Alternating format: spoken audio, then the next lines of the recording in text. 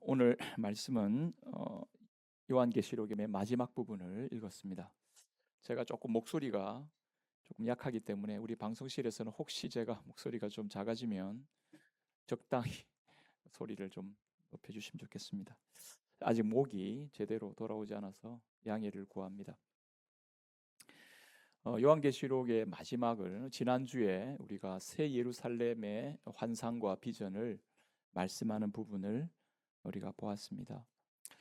최종적으로 이 새 예루살렘의 환상이 어떠한 것인지를 그 새 예루살렘 우리가 마지막으로 경험하게 될 마지막으로 누리게 될 그 내용이 그 환상의 일들이 어떤 것인지를 요한이 미리 보고 환상으로 설명을 우리에게 전해줍니다. 이것들은 비유입니다. 그러니까 그 환상을 보았다고 해서 그것 그대로 예루살렘 성이 그렇게 내려오는 게 아니죠. 우리가 새 예루살렘의 환상을 이해할 때 그것을 있는 문자 그대로 받아들여서는 안 되고요. 그것이 어떤 것을 비유하고 있다는 것으로 받아들여야 합니다.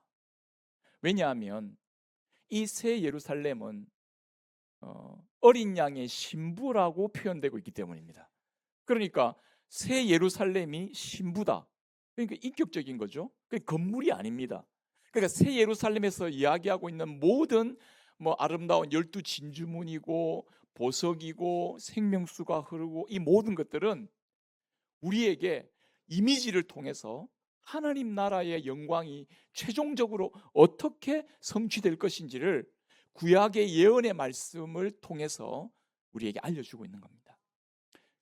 하나님이 우리와 함께 하시는 현장을 아주 생생하게 이미지를 통해 보여주면서 우리가 그 주님께 마지막 날에 우리가 누리게 될 그 영원한 생명, 영원한 하나님 나라의 영광, 하나님의 함께 하시는 그 임재의 자리를 소망하고 꿈꾸며 나아가도록 그렇게 이 말씀이 결론을 맺고 있다라는 겁니다.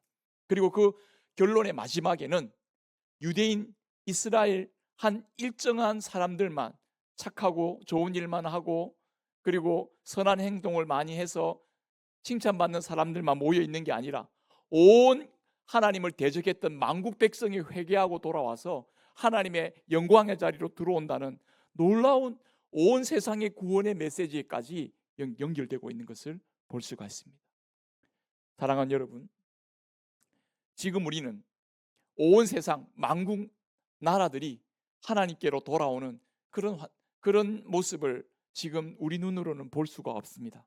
하지만 하나님이 약속하신 것이기에 반드시 주님 앞으로 돌아오는 그런 이 세상에 많은 주의 백성들과 또 주의 자녀들이 있다는 사실을 기억하면서 우리는 소망 중에 주님 앞에 믿음의 삶을 살아가야 할 줄로 믿습니다.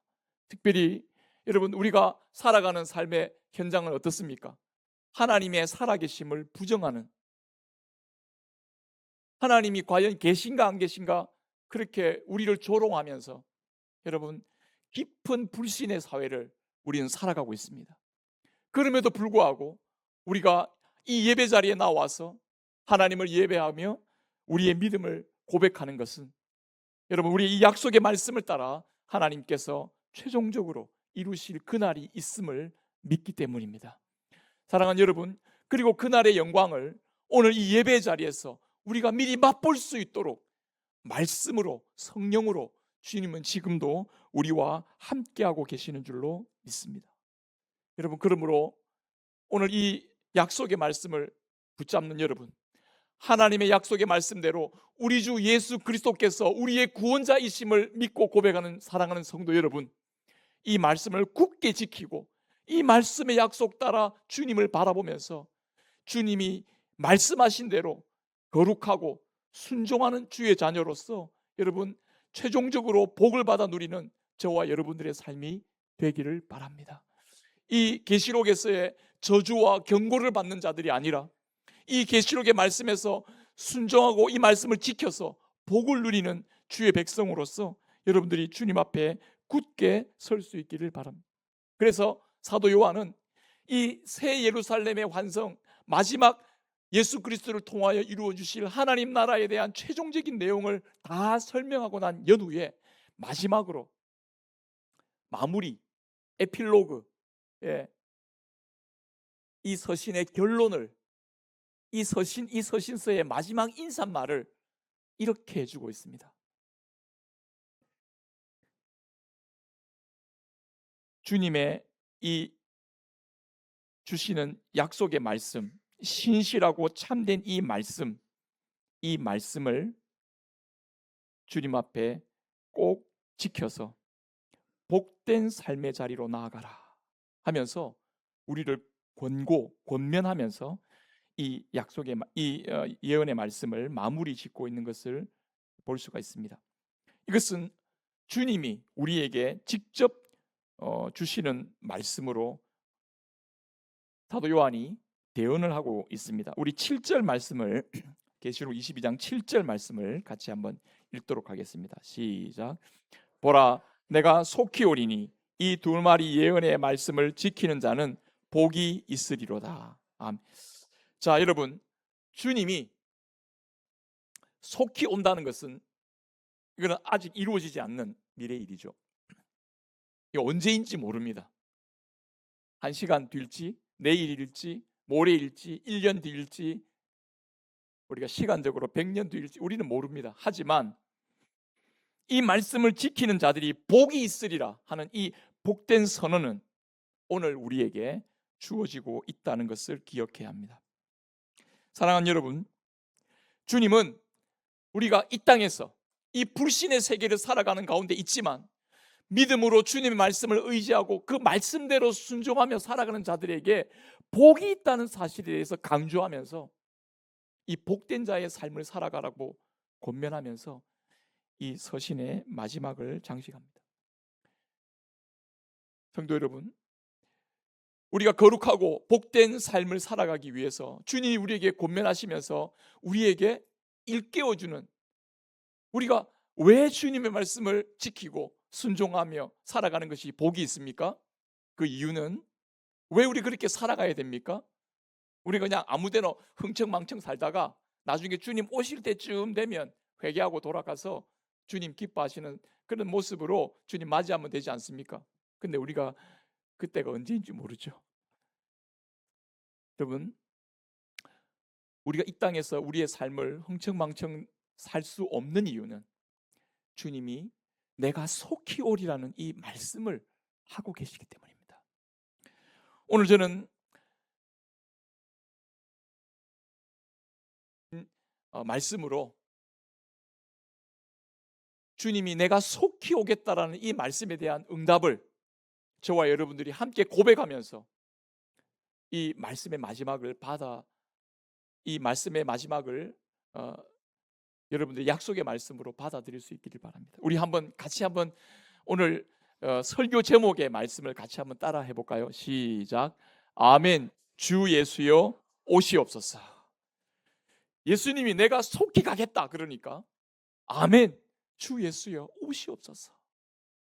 여러분, 이게 정상적인 그리스도인의 삶이라고 선언하면서 이것이 복된 성도의 삶의 고백이라고 말하면서 이 고백의 삶을 살아가라고 우리에게 권면하고 있는 것입니다. 여러분, 주님이 속히 오겠다고 하시는 이 말씀이 도대체 무슨 의미이고 이 말씀을 받아들이고 있는 정상적인 그리스도인의 삶은 도대체 어떤 모습이길래 아멘 주 예수여 오시옵소서라는 이 고백을 담대히 하면서 살아가고 있는 것일까요? 여러분들은 예수님이 다시 오신다는 이 말씀을 들으면 어떤 마음을 갖게 됩니까? 예수님이 다시 오신다? 우리는 이 말씀을 들으면 예수님이 다시 오신다, 예수님이 재림하신다, 이 말씀 들으면 의문이 먼저 생깁니다. 예수님이 다시 오신다는 말은 지금 예수님이 여기 계신단 말입니까? 안 계신단 말입니까? 안 계신다는 말이죠. 뭐지? 난 예수님이 지금 우리 가운데, 내 삶 가운데 우리에게 구원을 주시는 일을 행하고 계시는 걸 나는 믿는데, 그러면 나에게 구원을 주시는 예수님 어디 계시는 거예요? 예수님 다시 오신다 그러면 지금 여기 안 계신다는 말인데, 지금 안 계시는 그분이 나에게 구원의 일을 과연 이룰 수 있는 분인가? 라는 의심이 먼저 드는 것이죠. 여러분, 주님이 다시 오신다는 이 말씀, 내가 속히 다시 오리라고 하시는 이 주님의 말씀은 뭘까요? 주님이,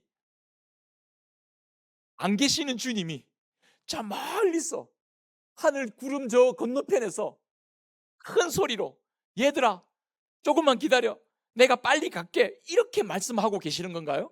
지금 이 자리에는 예수님이 안 계시고 현재 주님은 안 계시는데 그냥 저 멀리서 너희들이 어떻게 살건 어떻게 지내건 나는 아무 관심이 없고 나중에 내가 다시 올게, 주님 이렇게 말씀하고 계시는 건가요?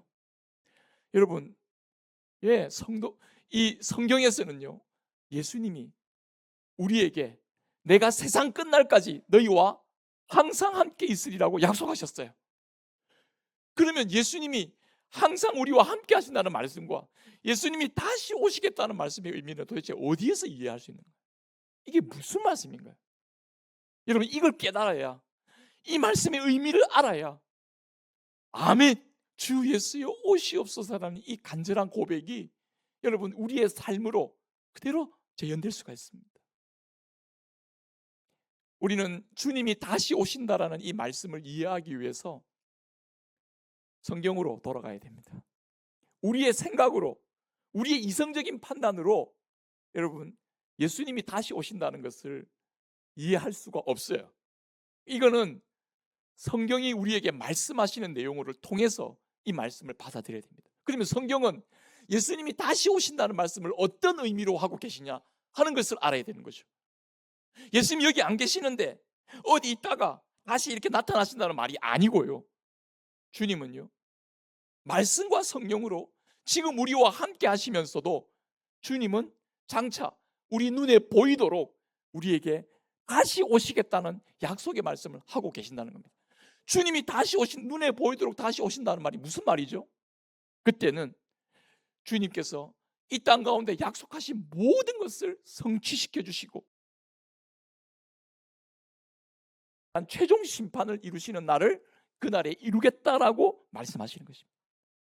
여러분, 우리는 이 내용을 성경을 통해 확인할 필요가 있습니다. 자, 사도 요한은 이 요한계시록의 말씀을 마지막 정리하면서 너희들 주님 다시 오실 거니까 정신 차리고 거룩한 삶을 유지하면서 살아가라고 신신당부를 하고 있습니다. 여러분, 이거는 사도 요한만 하는 말이 아니고요, 또한 또 여러 성도들에게 보낸 편지에서 나타나고 있습니다. 제가 이 요한계시록을 마무리하면요, 다음 주부터는 데살로니가 전후서를 설교할 계획입니다. 주님 다시 오신다라는 이 고백을 가지고 나는 어떤 삶을 살아가야 될지를, 나는 어떻게 깨어있고 분별하며 이 땅 가운데서 주님 다시 오시는 삶을 기억하고 소망하면서 거룩한 삶을 살아가게 될지를 도전받기 위해서 저는 데살로니가 전후서를 살피겠습니다. 사랑하는 성도 여러분, 오늘 주님이 다시 오신다는 말씀에 대한 이해를 하기 위해서 사도 요한은, 요한계시록을 썼던 사도 요한은 요한 1서의 편지를 통해서 이렇게 주님 다시 오심을 말하고 있습니다. 우리 같이 한번 보겠습니다. 요한 1서 2장 28절부터 3장 3절까지 이어지는 말씀인데요, 이 말씀은 굉장히 중요한 말씀입니다. 한번 같이 여러분들이 한번 읽어봤으면 좋겠습니다. 시작. 신바 되면 그가 강림하실 때에 우리로 담대함을 얻어 그 앞에서 부끄럽지 않게 하려 하심이. 잠깐만, 그 다음 읽기 전에 지금 사도 요한은 우리에게 주님 안에 거하라 하는 말씀을 하면서 그 이유는 주께서 나타나신 바 되면 주님이 눈으로 우리 눈에 보이도록 나타나실 때가 있단 말입니다. 그때가 되면, 근데 여기 나타나신 바 되면 그가 강림하실 때라는, 나타나신다는 말과 강림하신다는 단어가 틀린 단어가 나옵니다. 이것은 헬라어로 차이가 있는 말입니다. 제가 조금 이 주일 아침이지만 조금 어려운 단어를 사용하겠습니다. 이 강림한다는 단어는 헬라어로 파루시아라는 단어입니다. 이거는 단순히 온다라는, 헬라의 에르코마이라는 이 온다라는 단어와 틀리고요. 강림하신다는 단어는, 사랑하는 여러분, 역사적인 배경을 갖고 있는 단어입니다. 다시 말하면 이 당시에 로마 황제들이, 왕이 자기가 속국으로 삼고 있는, 식민지로 삼고 있는 그 식민지를 방문하고 시찰하고 나갈 때 이 파루시아라는 단어를 씁니다. 자, 내가 이번에는 갈릴리 지역으로 내가 파루시아 시찰 가겠다 이 말입니다. 자, 여러분, 황제가 내가 속국으로 삼고 있는 갈릴리 지역으로 내가 지금 강림하겠다, 파루시아 하겠다, 이 말은 무슨 말이냐면 그 갈릴리 지금 지역을 왕이 다스리고 있다는 말입니까? 다스리지 않고 있다는 말입니까? 지금 내가 다스리고 있는 거예요. 그런데 다스리고 있는 지역을 현장 시찰 가는 것을 파루시아, 강림한다는 단어로 썼습니다. 자, 여러분, 주님은 다시 오신다는 말씀의 표현이 바로 이겁니다. 주님이 현장에 직접 나타나신다는 겁니다. 그런 주님은 여기 지금 안 계신다는 말입니까? 아니고요. 주님은 왕으로서 지금 우리를 다스리고 계신다는 것을 전제하고 있는 것입니다. 사랑하는 여러분, 세상은 지금 주님이 다시 오신다는 말에 대해서 우습게 여기고, 주님이 이 땅을 통치하고 다스리시는 왕이시라는, 세상의 만왕의 왕이시고 만주의 주가 되신다는 말을 들으면 코웃음 칠지도 모르겠습니다. 그러나 여러분, 주님은 그 코웃음 치는 자들의 최종 심판을 위해서 반드시 다시 오시는 분입니다. 지금도 주님은 말씀과 성령으로 우리 각 사람의 마음 가운데 함께 하시고 다스리시면서 이 세상을 섭리해 가시고 운행해 가시는 줄로 믿습니다. 여러분들 눈으로 확인 다 안 한다고, 다 여러분 눈으로 확인 못 한다고 하나님이 우리를 다스리지 않는다, 이렇게 말할 수 있겠습니까? 그렇지 않습니다. 지금 내가 다 눈으로 확인하지 못한다 하더라도 주님은 우리를 다스리시고 함께 하시고, 그리고 주님은 어느 날 내 눈에 보이도록 현장 시찰로 찾아오셔서 완전히 이 세상을 심판하시면서 백일하에 드러날 것입니다. 우리는 그때까지 주님의 약속을 굳게 믿고 주님 앞에 살아가야 되는 것입니다. 그래서 사도 요한은 이어서 이렇게 권면하고 있습니다. 우리 같이 한번 29절부터 3장 3절까지 이어서 읽겠습니다. 시작.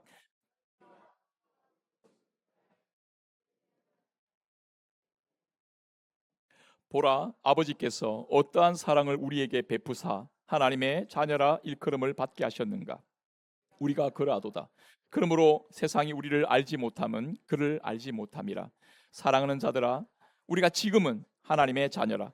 장래에 어떻게 될지 아직 나타나지 아니하였으나 그가 나타나시면 우리가 그와 같을 줄 아는 것은 그의 참모습 그대로 볼 것이기 때문이니, 주를 향하여 이 소망을 가진 자마다 그의 깨끗하심과 같이 자기를 깨끗하게 하느니라. 아멘. 그렇습니다. 주님은 지금도 우리와 함께 하시고 우리를 다스리시고 우리를 섭리하시고 우리를 인도하고 계시는 줄 믿습니다. 여러분들 지금 여러분 영혼에, 여러분 마음에 주님이 함께 하셔서 여러분들을 일깨우시고, 여러분들의 죄된 마음을 갖고 있을 때 여러분 양심을 일깨우시면서 여러분들 바른 길로 이끌어 가시려는 성령의 인도하심을 여러분 받고 있지 않습니까? 여러분 삶의 자리에서 이건 하나님이 아니시면, 하나님이 인도하심이 아니면 될 수 없는 그 일을 여러분들이 경험하신 적이 있지 않습니까?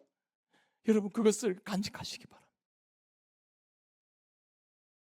제 아이가 5살인가 6살인가 그때쯤 되었을 때 저에게 아주 심각한 신앙적인 질문을 했습니다. 아빠, 예수님 어디 있어요? 예수님 계신다며요. 예수님 우리를 다스리신다며요. 제가 깜짝 놀랐습니다. 5살, 6살짜리가. 제가 뭐라고 이야기했습니까? 예수님 계시죠? 예수님 계신다. 그래서 제가 비유를 이야기했습니다. 지금 이 나라의 대통령이 누구지? 누구다. 그 대통령 이거 본 적 있니? 아, 나 대통령 본 적 없다고. 그래도 이 나라의 대통령이 누구라는 거 알고 있습니다. 이 나라의 대통령을 다스리고 있습니까? 내 눈으로 직접 안 봤어도 그 대통령의 존재를 우리는 인정하고 받아들이지 않습니까? 예수님, 지금 네 눈앞에 당장 안 보여도 예수님이 우리를 함께 하시고 우리를 다스리시고 우리를 보호하시고 인도하시는 것, 네가 깨닫고 네가 기도하고 네가 경험하면 주님이 너와 함께 하시는 걸 네가 알게 될 거다. 이 말하니까 제 아들은 잘 모르겠는데요. 이렇게 5살, 6살짜리가 제 말을 다 이해할 수는 없겠죠. 그러나 분명한 건 주님이 거기 계시고 함께 하시고 그 마음을 다스리시고 인도하신다는 사실을, 그가 마음을 열고 주님을 영접하면 주님은 그의 주인이 되셔서 그의 삶을 인도해 가시고 그를 붙드시고 놀라운 하나님의 함께 하심의 증거를, 임마누엘의 증거를 그에게 나타내 보여 주시는 줄로 믿습니다. 사랑하는 여러분, 우리는 세상의 여러 말들에 얼마나 많이 속아 넘어갈 때가 많은지 모릅니다. 세상의 여러 매스컴에 떠드는 말들이 우리의 눈을 가리고 우리의 마음을 가리고 하나님이 살아계시지 않는 것처럼, 이 땅에 주님이 우리를 다스리고 인도하지 않는 것처럼, 여러분, 우리의 마음을 그렇게 하나님을 부정하는 마음으로 몰아가고 있는지 모르겠습니다. 하나님의 말씀을 들으시기를 바랍니다. 하나님 말씀을 들으시고 이 약속의 말씀을 통해서 이 약속의 말씀을 굳게 붙잡고 주님 다시 오심을 굳게 의지하면서 주님 앞에 나아가는 저와 여러분 되기를 바랍니다. 주님 속히 오신다는 이 말은요, 주님이 내일이라도 당장 오실 수 있다라는 이 생생한 긴장감을 가지고 이 땅을 살아가려고 하시는 주님의 말씀인 줄로 믿습니다. 여러분들이 주님이 다시 오신다라는 이 주님을 사랑하는, 주님을 다시 보고자 하는 이 생생한 생동감, 이 기대감, 여러분 이런 마음을 여러분 마음 속에 잃어버리고 있다면 여러분들 우리 신앙에 어떤 문제가 있다는 걸 알아야 됩니다. 예수님은요, 비유를 통해서 마음속에 주님이 더디 오시리라고 말하는 자들은 뭐라고 이야기하냐면 그들은 신실하지 못한 자요 불충성하는 자라고 말했습니다. 그렇지 않습니까?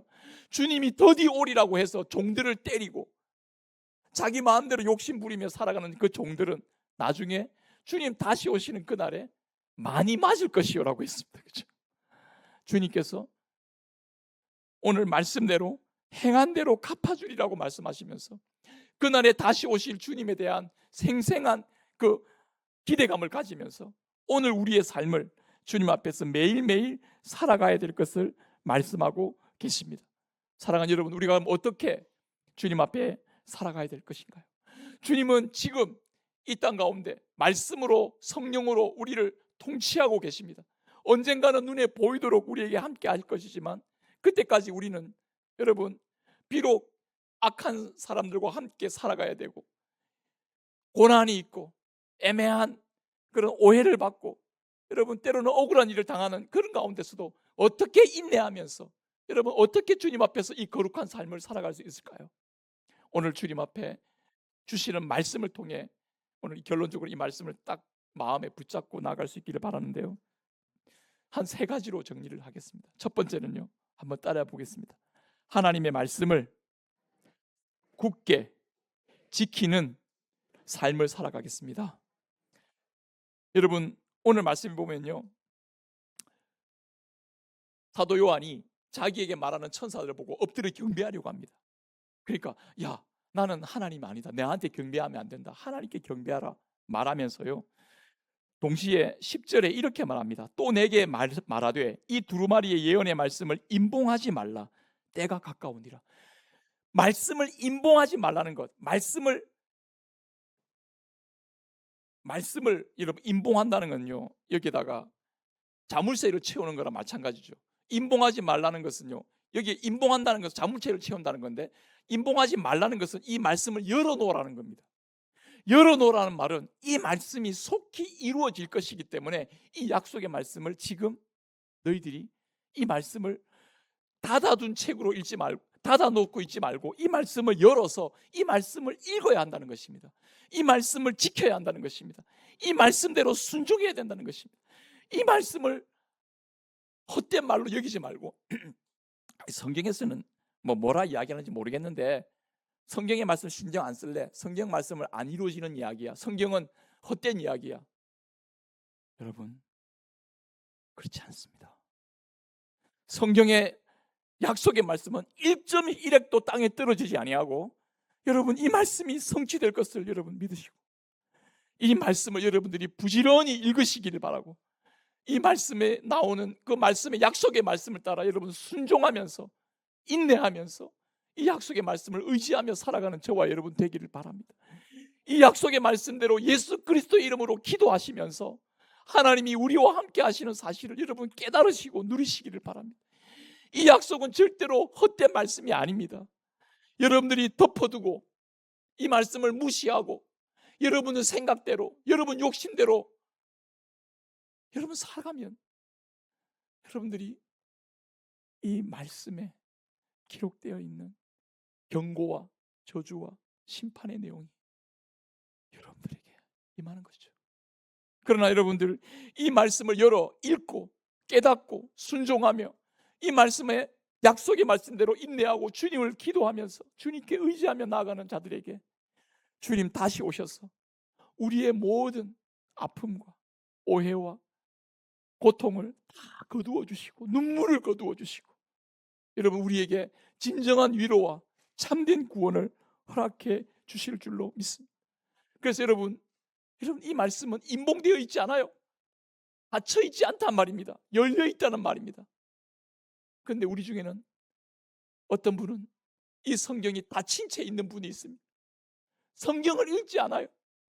성경의 말씀을 들어서 이 말씀을 순종하려 하지 않아요. 그러면 이 말씀은 어떻게 있어요? 이 말씀은 닫혀 있는 책이 되는 거죠. 그에게 있어서 이 말씀이 열려야 여러분 열려야 주님이 우리의 마음을 주님께서 성령으로 역사하셔서 여러분 우리에게 참된 이 말씀을 지키고 순종하며 이 말씀을 읽고 지키고 순종하는 자들에게 복이 있어요. 요한계시록 1장 3절 처음 시작할 때부터 요한은요 이 말씀을 읽고 듣고 지키는 자가 복이 있다라고 선언하고 시작하고 있습니다. 여러분들이 이 말씀을 읽으시기 바랍니다. 이 말씀을 들으시기를 바랍니다. 이 말씀을 순종하며 나가시기를 바랍니다. 그리고 이 말씀에 나오는 그 복된 삶의 길을 온전히 누리며 나아가는 저와 여러분들이 될 수 있기를 간절히 바랍니다. 두 번째는요, 사랑하는 여러분, 주님의 다시 속히 오시겠다는 이 말씀은 주님이 지금도 우리와 함께 하셔서 주님은 우리를 이끌어 인도하고 계신다는 것을 보여주고 있는 거예요. 한번 따라해 보겠습니다. 주님은 지금도 나와 우리의 삶을 섭리하고 계십니다. 섭리하신다는 말은 다스리고 인도하신다는 말입니다. 여러분 12, 13절 22장 12, 13절 같이 한번 읽겠습니다. 시작. 보라 내가 속히 오리니 내가 줄 상이 에게 있어 각 사람에게 그 행한 대로 갚아주리라. 13절입니다. 시작. 나는 알파와 오메가요 처음과 마지막이요 시작과 마침이라. 여러분 이 선언은요 예수님께서 친히 역사의 처음 시작과 마지막에 주인이 되신다는 겁니다. 그러니까 처음 창조할 때만 딱 계셨다가 사라지셨다가 마지막 이 세상 끝날 때 짠 나타나시는 분이 아니라는 말이에요.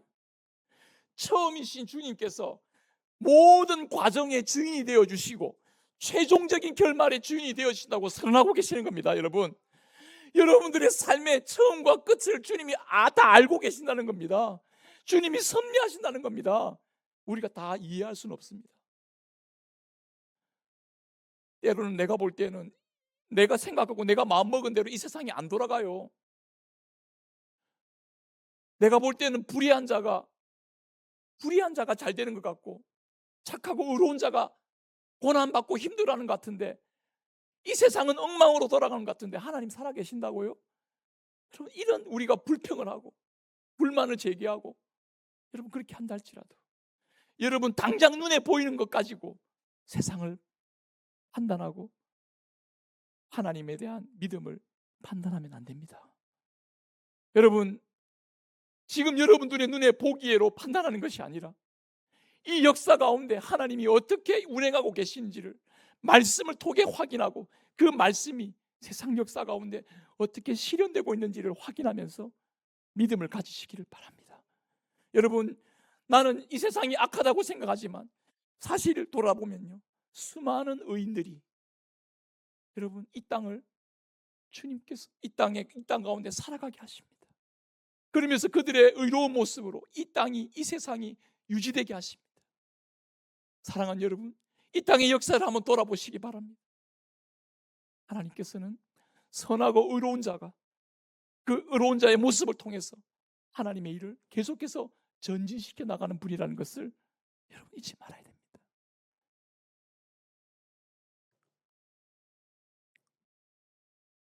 악한 독재자는 계속될 수가 없습니다. 반드시 하나님이 그를 끌어내리시고 하나님이 새로운 역사를 써내려 가시죠. 여러분, 주님은 우리에게 이 경고의 말씀을 주시면서 우리의 삶을 돌아보게 하십니다. 결코 불의를 행하는 자에 빠지지 말고 불의를 행하는 자의 그 더러움에 참여하지 말고 의롭고 거룩한 모습으로 주님 앞에 그 약속의 말씀을 붙잡고 살아가기를 주님께서 말씀하고 계십니다. 주님은 오늘 이 22절 우리가 6절부터 21절까지의 내용에서 세 번이나 연거푸 내가 속히 오리라, 세 번이나 말씀하세요. 내가 속히 오리라. 여러분, 이 내가 속히 온다는 이 말, 이것은요 주님께서 지금 너희들이 내 약속을 믿고 의지하며 그 믿음에 따라 순종하며 나가는 너 삶을 내가 온전히 증명해주고 완성시켜주고 너의 그 믿음의 삶이 옳았다는 것을 내가 증명해주러 오겠다는 이 말입니다. 그러면요, 내가 속히 오리라는 이 말을 여러분 우리는 어떤 마음으로 받아들입니까? 아멘, 주님 지금 오십시오. 지금 내가 주님 말씀 붙잡고 살아가는 가운데 당하는 오해와 고난과 아픔을 주님이 아시지 않습니까? 여러분, 이 마음을 고백하면서 주님이 오시는 걸 기쁘게 받아들이는 거예요.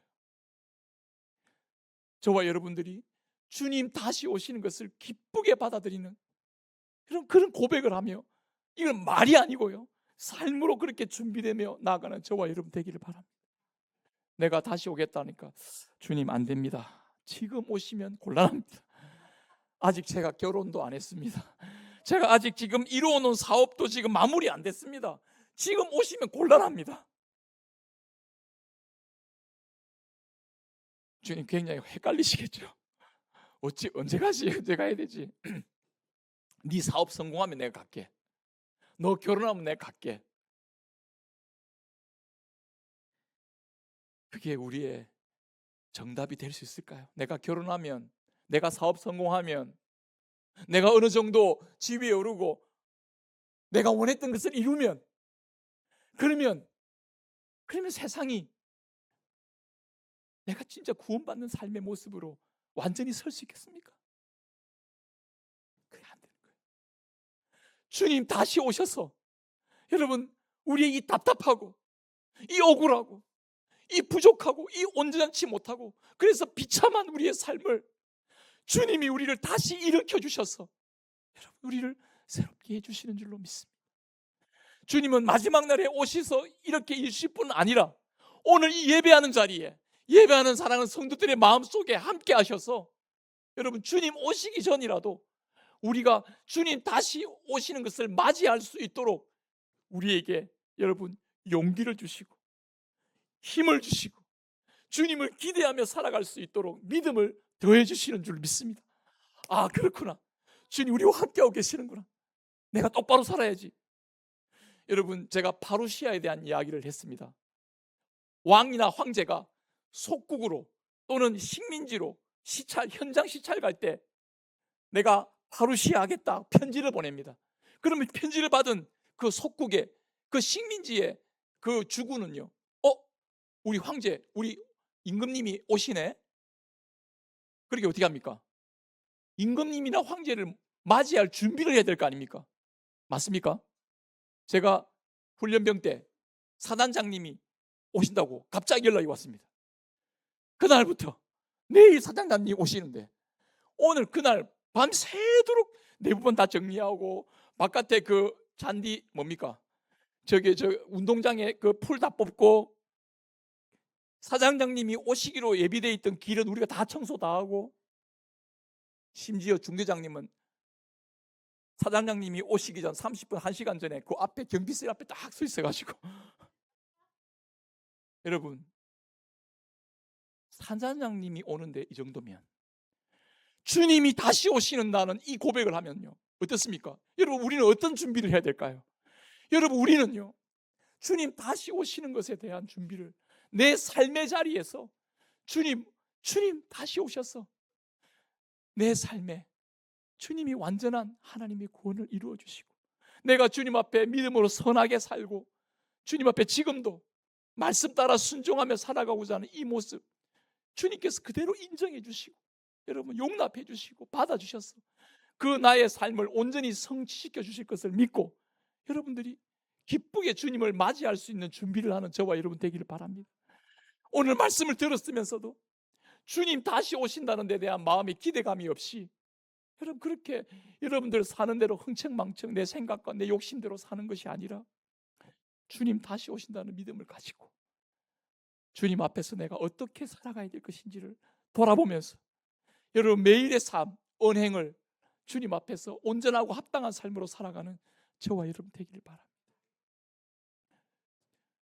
제가 결혼하고 아이를 가지고 우리 아이가 태어난다는 소식을 산부인과로부터 듣고 한 달, 아니 6개월 전부터 제 아내는 뭐부터 준비합니까? 아이 베네저고리 옷 준비하고 또 뭐예요? 아이가 태어날 거니까 이 방은 우리 아이 방으로 하자. 이 방을 꾸며 놓습니다. 아이가 아직 태어나지도 않았는데 아이가 아직 볼 책대로 써요. 그림책도 아직 못 봐야 되는데 못 볼 수도 있는데 지금도 하나하나 챙겨놓죠. 아직 아이가 태어나지도 않았는데 다 꾸미고 있습니다. 아이가 딱 태어나면 어떻겠습니까? 여러분 얼마나 기쁘고 얼마나 사랑스럽고 여러분 그 함께하는 기쁨이 얼마나 클까요? 신부가 신랑을 기다리면서 신랑이 함께하면 신랑과 함께 갈 장소도 마련해 놓고 신랑과 함께 오면 같이 갈 음식점도 찾고 신랑과 함께 가서 뭔가 그 삶을 자기 신혼집을 꾸미고 있는 그 신부의 기대감을 여러분들 아십니까? 그와 같이 사랑하는 여러분, 우리 주 예수님을 여러분 그런 생생한 기대감을 가지고 오늘 하루도 주님 앞에 살아가는 저와 여러분 되기를 바랍니다. 아, 주님 앞에서 내가 사는구나.